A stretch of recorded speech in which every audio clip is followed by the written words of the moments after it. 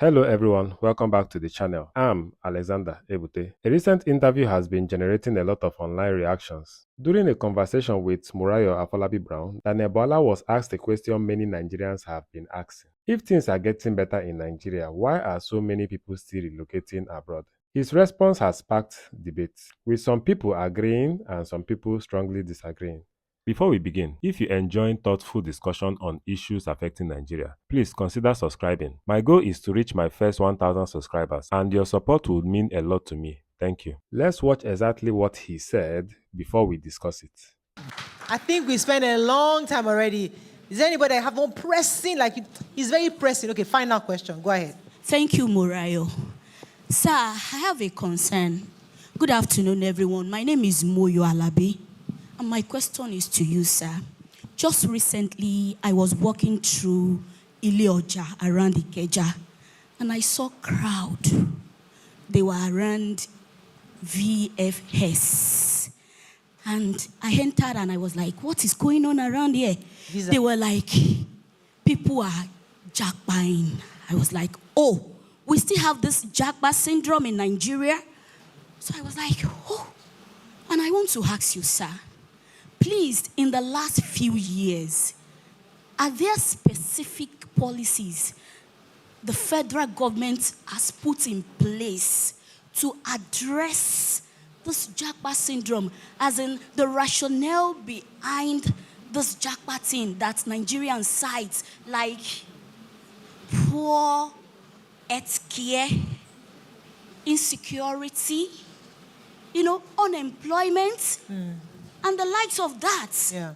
Please, I'd like you to answer this. Thank you. Let me adjust my seat because Please do. I want to tell you today, some of you in Nigeria who think you are suffering, you're better off than your colleagues that jackpot 5 years ago. I'll tell you, didn't you say adjust my seat? I am a resident of the United Kingdom. A Nigerian that finished with first class or second class now moves to the UK and then adds another degree. You know, majority of them where they are working? Care homes. As far as I am concerned, it's a modern day slavery. And I will tell you today. You know what they call in where I come from? They say mereno. Like, it's less than house girl. Because there are certain things that a house girl cannot do. The type of jobs they get there is less than that of a house girl as a master's holder in an economy that is supposed to place them where they collect the same money. When I was doing my master's, a friend of mine went and worked because he was getting money. He felt he needed more money. And he told me, boy, they go look for work.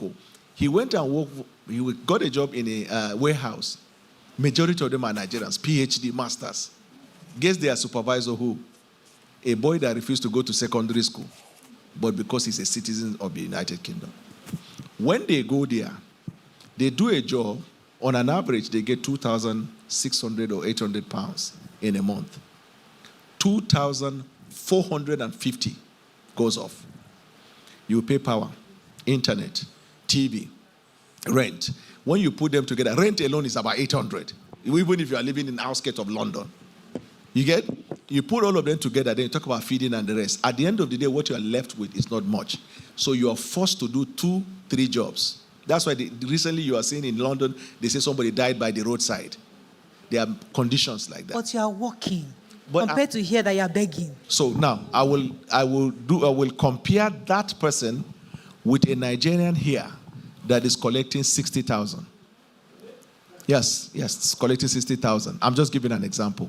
That person is farther than you, right? That's why people in US and other places, they send money more than people who are in UK. Now, that 60,000.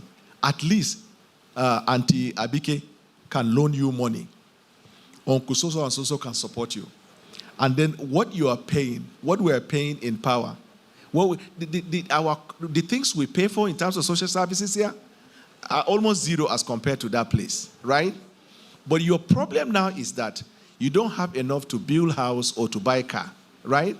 That other person is not even about car. He may not even get it in the next 20 years. You will get car, he's still looking for it. But because there are certain services provided for him, good infrastructure, access to medical healthcare, all of those things, he is more comfortable. That is where President Bola Tinubu comes in.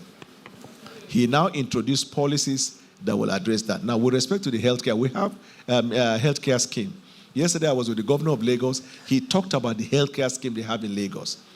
President Bola Tinubu introduced 50% subsidy on dialysis in any federal hospital. Like where I come from in the north, that is a pandemic. Dialysis, kidney problem, is a pandemic in the north. Caesarean section, people in local areas, they die through this session. But he has now provided it free. And he's doing that only because the resources is not enough to match. Otherwise, we will extend that to private hospitals and then we'll expand it to other prescription drugs and life-threatening diseases. We need to wrap this up. Oh my goodness. There you have it. You've just heard Daniel Bwala's response. Now, I'd like to hear from you. Do you agree with his view that many Nigerians are better off than people living abroad? Or do you think the continued desire to relocate tells a different story? Let me know in the comment section. And don't forget to like, share, and subscribe. Thank you.